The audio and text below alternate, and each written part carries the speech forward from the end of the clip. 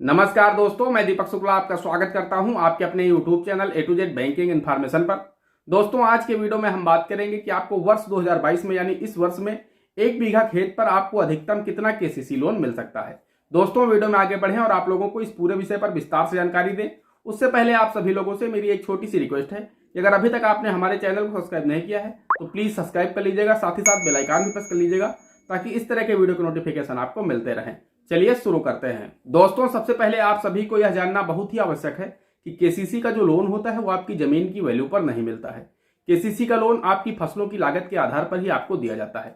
आपने अपने खेत में जितनी महंगी फसलें बोई होंगी, आपका जो KCC लोन होगा वो उतना ही अधिक होगा। वहीं आपके खेत में जितनी कम लागत वाली फसलें बोई होंगी, आपका KCC लोन उतना ही कम होगा। तो जमीन की वैल्यू के आधार पर आपका KCC लोन निर्भर नहीं करता है।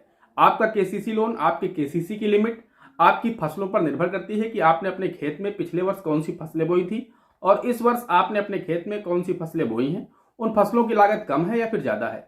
जितनी ज़्यादा आपके खेत में फसल की लागत होगी उतना ही ज़्यादा आपको KCC लोन मिल पाएगा। वहीं जितनी कम लागत होगी आपकी फसल का उतना ही कम KCC लोन आपको मिल पाएगा। तो दोस्तों, जमीन की वैल्यू से KCC की लिमिट पर कोई भी फर्क नहीं पड़ता है।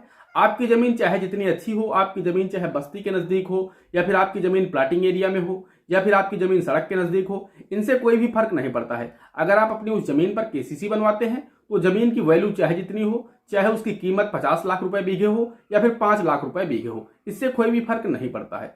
फर्क इस बात से पड़ता है कि आपने अपने खेत में जो फसल बोई है वो कम लागत वाली है या फिर ज्यादा लागत वाली है। इसलिए दोस्तों, आपकी लिमिट आपकी फसल पर निर्भर करती है, न कि आपकी जमीन की वैल्यू पर। दोस्तों, KCC की लिमिट प्रतिवर्ष घटती व बढ़ती रहती है क्योंकि आपकी फसलों की लागत भी प्रतिवर्ष घटती व बढ़ती रहती है। मान लीजिए आपने अपने खेत में कोई ऐसी फसल बो दी जो कि ज्यादा पानी मांगती है, लेकिन उस वर्ष आपके जिले में सूखा पड़ गया। तब दोस्तों अगले वर्ष क्या होगा कि उस फसल का जो स्केल ऑफ फाइनेंस होगा यानी फसल वित्तमान होगा वो बढ़ा दिया जाएगा। तो दोस्तों, उससे क्या होगा, जब फसल वित्तमान बढ़ जाएगा तो आपकी जो KCC की लिमिट होगी वो भी बढ़ जाएगी। तो इसलिए दोस्तों, आपकी जो फसलों की लागत है वो प्रतिवर्ष घटती व बढ़ती रहती है और ये निर्भर करता है कि स्केल ऑफ फाइनेंस पर, यानी फसल वित्तमान घटा है इस वर्ष या फिर बढ़ा है। और आप जो भी फसलें बोते हैं उनका जो भी फसल वित्तमान होता है उनका मानक प्रतिवर्ष जिला स्तरीय एक कमेटी तय करती है। उस जिला स्तरीय कमेटी में जिला अधिकारी महोदय होते हैं, जिला कृषि अधिकारी महोदय होते हैं, DDM नाबार्ड होते हैं, उस जिले का जो भी LDMO होता है। ये 4 लोग मिलकर के ये स्केल ऑफ फाइनेंस तैयार करते हैं कि इस वित्तीय वर्ष में कितना फसलों की लागत रहने वाली है। यानी कि वो ये तय करते हैं कि आलू में कितनी लागत रहने वाली है, धान में कितनी लागत रहने वाली है। वो एक खाका बना करके जो भी उस जिले में बैंक होते हैं उन सभी को भेज देते हैं और उसी स्केल ऑफ फाइनेंस के आधार पर सभी बैंक आप लोगों को KCC की लिमिट जारी करती हैं। दोस्तों, अब बात कर लेते हैं कि इस वर्ष यानी 2022 में आप 1 बीघा खेत पर अधिकतम कितना KCC लोन प्राप्त कर सकते हैं। दोस्तों, पूरे देश के हर जिले का अलग अलग फसल वित्तमान यानी स्केल ऑफ फाइनेंस होता है। तो दोस्तों, सभी जगह का ये बता पाना बहुत ही मुश्किल है क्योंकि दोस्तों अगर हम बात करें उत्तर प्रदेश के उन्नाव जिले की तो दोस्तों यहाँ पर जो आलू की लागत है 1 हेक्टेयर की वो दोस्तों है 1,21,000 रुपए। वहीं दोस्तों अगर मैं मध्य प्रदेश के किसी जनपद की बात करूं तो दोस्तों वहां की जो आलू की लागत होगी 1 बीघे की वो कुछ कम या ज्यादा हो सकती है। वहीं इस तरह से दोस्तों अगर हम बिहार की बात करें या फिर महाराष्ट्र की बात करें या फिर उत्तराखंड की बात करें तो दोस्तों हर प्रदेश के हर जनपद का अलग अलग स्केल ऑफ फाइनेंस होता है। उसी के आधार पर आपकी लिमिट तैयार होती है। तो दोस्तों, मैं आप लोगों को उत्तर प्रदेश के उन्नाव जिले की लिमिट बता देता हूं, उसी के आधार पर आप निकाल सकते हैं कि आपको 1 बीघा खेत पर अधिकतम कितना KCC लोन मिल सकता है वर्ष 2022 में। तो दोस्तों अगर हम बात करें उत्तर प्रदेश के उन्नाव जिले की तो दोस्तों यहाँ पर मुख्य रूप से 3 फसलें बोई जाती हैं। उसमें से रबी के सीजन में गेहूं और आलू की फसल बोई जाती है, वहीं खरीफ के सीजन में धान की फसल बोई जाती है। दोस्तों, रबी सीजन की बात करें तो दोस्तों रबी सीजन में जो किसान अपने खेत में आलू की फसल बोएगा वो गेहूं की फसल नहीं बो पाएगा। वहीं खरीफ सीजन में तो धान बोलेगा। तो इस तरह से दोस्तों उसे जो पैसा मिलेगा, मान लीजिए कोई ऐसा किसान है जो किसान क्रेडिट कार्ड बनवाना चाहता है, वो उन्नाव जनपद का है और उत्तर प्रदेश का है, तो दोस्तों उसके खेत में आलू और धान की फसल होती है, यानी वो अपने खेत में रबी सीजन में आलू की फसल बोता है और खरीफ सीजन में अपने खेत में धान की फसल बोता है। तो दोस्तों मैं आप लोगों को बता देता हूं कि उत्तर प्रदेश में के उन्नाव जिले में वर्ष 2022 में जो स्केल ऑफ फाइनेंस निर्धारित किया गया है वो दोस्तों आलू का जो स्केल ऑफ फाइनेंस है 1 हेक्टेयर का वो 1,21,000 रुपए है। वहीं दोस्तों अगर बात करें हम खरीफ सीजन में धान की फसल का तो दोस्तों उसका जो स्केल ऑफ फाइनेंस निर्धारित किया गया है वो है 61,000 रुपए। और दोस्तों मैं आप लोगों को बताना चाहता हूं ये 1 हेक्टेयर की लागत होती है। और दोस्तों 1 हेक्टेयर में अगर हम बीघे की बात करें तो दोस्तों मेरे उन्नाव जनपद में 1 हेक्टेयर में 1/4 भाग यानी 1 बीघा होता है। कुल मिलाकर के 1 हेक्टेयर में 4 बीघे हो। दोस्तों मेरे यहाँ जो 1 बीघा होता है वो 20 बिस्वे का होता है, यानी अगर हम हेक्टेयर में बात करें तो दोस्तों यह होता है 0.253 हेक्टेयर। तो मैं आप लोगों को बताने वाला हूं कि 1 हेक्टेयर में 4 बीघे होते हैं, मैं उसी का आप लोगों को बताने वाला हूं।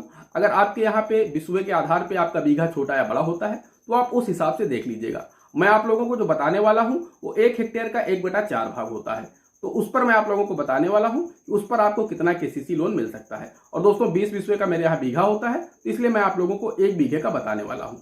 तो दोस्तों अब मान लीजिए आप लोग कि कोई किसान केसीसी बनवाना चाहता है, वो अपने खेत में आलू और धान की फसल बोता है, उसके पास में 1 बीघा खेत है, तब दोस्तों उसको कितना केसीसी लोन मिल सकता है। तो दोस्तों मैंने आपको बताया कि आलू की जो लागत है 1 हेक्टेयर की वो है 1,21,000 रुपए। दोस्तों मैंने आपको पहले ही बताया कि हमारे यहाँ जो 1 बीघा होता है वो 1 हेक्टेयर का 1/4 भाग होता है। तो दोस्तों इसका भी आप 1/4 भाग कर दीजिए, 1,20,000 रुपए का मोटा मोटा मान लीजिए। 1,21 है, 1,20 मान लीजिए, 1,20 का 1/4 भाग करते हैं तो आ जाता है 30,000 रुपए। तो दोस्तों आलू की जो लागत आ गई 1 बीघे की वो 30,000 रुपए हो गई। वही दोस्तों धान का मैंने आप लोगों को बताया 1 हेक्टेयर में 61,000 रुपए मिलता है। दोस्तों इसका अगर 1/4 भाग करेंगे तो दोस्तों ये हो जाता है 15,000 कुछ, लेकिन मोटा मोटा इसे आप 15,000 मान लीजिए। दोस्तों इन दोनों का योग कर देंगे तो ये हो जाते हैं 30 + 15 = 45,000 रुपए। उसके बाद दोस्तों आपको 10% मिल जाता है फसलों की भंडारण व उनके रखरखाव के लिए। तो दोस्तों इसका 45,000 का 10% हो जाता है 4,500 रुपए। उसके बाद दोस्तों 20% आपको मिल जाता है घरेलू उपभोग के लिए। तो दोस्तों 45,000 का जो 20% होता है वो होता है 9,000 रुपए। उसके बाद दोस्तों अगर आपका बैंक आपका कोई जीवन बीमा करता है या फिर आपका स्वास्थ्य बीमा करता है, क्योंकि बैंक से ऐसी कई कंपनियां टाई अप होती हैं जो कि जीवन बीमा कम प्रीमियम में प्रदान करती हैं, वहीं कम ही प्रीमियम में आपको स्वास्थ्य कार्ड भी मिल जाता है। यानी आप अगर 3 से 4,000 रुपए दे देंगे तब दोस्तों वहां पर आपको 4 से 5 लाख रुपए का मेडिकल इंश्योरेंस मिल जाता है। तो दोस्तों अगर आपका बैंक कोई स्वास्थ्य बीमा करता है या फिर जीवन बीमा करता है तब दोस्तों वहां पर बैंक आपको उसका 10% आपको और दे सकता है। तो दोस्तों मान लीजिए मैं जीवन बीमा या फिर स्वास्थ्य बीमा का भी 10% ऐड कर देता हूं, तो दोस्तों ये टोटल हो जाता है 63,000 रुपए। दोस्तों अगर आप इसे टोटल करेंगे, मैंने आपको पहले ही बताया 30,000 रुपए आलू की लागत, 15,000 धान की लागत और 4500 रुपए आपको फसलों की रखरखाव व भंडारण के लिए, वहीं 9,000 रुपए आप घरेलू उपभोग के लिए, वहीं 4500 रुपए आपका बीमा का भी इसमें ऐड कर दिया गया है। दोस्तों इन सबका टोटल करेंगे आप तो ये 63,000 रुपए हो जाता है। तो दोस्तों पहले वर्ष 1 बीघा खेत पर आपको अधिकतम 63,000 रुपए का केसीसी लोन मिल सकता है। वहीं दोस्तों ये प्रतिवर्ष 10% बढ़ता जाता है। तो दोस्तों जो केसीसी की लिमिट है ये 5 साल के लिए बनाई जाती है, आपकी केसीसी 5 वर्ष तक वैलिड होती है। तो दोस्तों ये 10% प्रतिवर्ष बढ़ता रहता है। अब दोस्तों अगर 63,000 का 10% आप बढ़ाएंगे तो दोस्तों ये 6300 रुपए और बढ़ जाएगा। तो दोस्तों ये 69,000 रुपए हो जाएगा, 69,000 से कुछ प्लस हो जाएगा। तो दोस्तों सेकेंड ईयर आपकी लिमिट 63,000 होगी। इसी तरह से उसका 10% आप थर्ड ईयर बढ़ाएंगे, उसका 10% आप फोर्थ ईयर बढ़ाएंगे और उसका 10% आप फिफ्थ ईयर यानी फाइनल ईयर बढ़ाएंगे। दोस्तों अगर हम फाइनल ईयर की बात करें तो दोस्तों ये 1 बीघा खेत पर आपको 94,700 रुपए का अधिकतम केसीसी लोन मिल सकता है। अगर आप उत्तर प्रदेश के उन 9 जिले के निवासी हैं और आप अपने खेत में आलू और धान की फसल बोते हैं, तब दोस्तों आपको 1 बीघा खेत पर अधिकतम इस वर्ष यानी 2022 में 94,700 रुपए का केसीसी लोन मिल सकता है।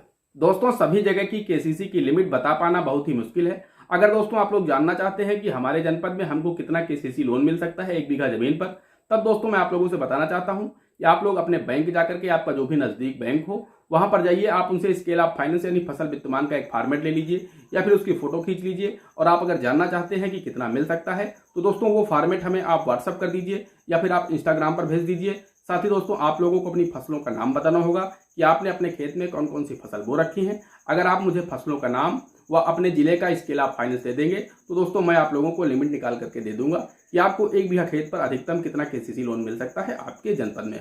दोस्तों आशा करता हूं आप लोगों को जानकारी पसंद आई होगी। अगर जानकारी पसंद आई हो तो प्लीज वीडियो को एक लाइक कर दीजिएगा। साथ ही साथ चैनल पर नए हैं, चैनल पर पहली बार आए हैं तो चैनल को सब्सक्राइब अवश्य कर दीजिएगा। दोस्तों आज की वीडियो में इतना ही, मिलते हैं अगले वीडियो में किसी अगले इंटरेस्टिंग टॉपिक के साथ। तब तक के लिए जय हिंद, जय भारत।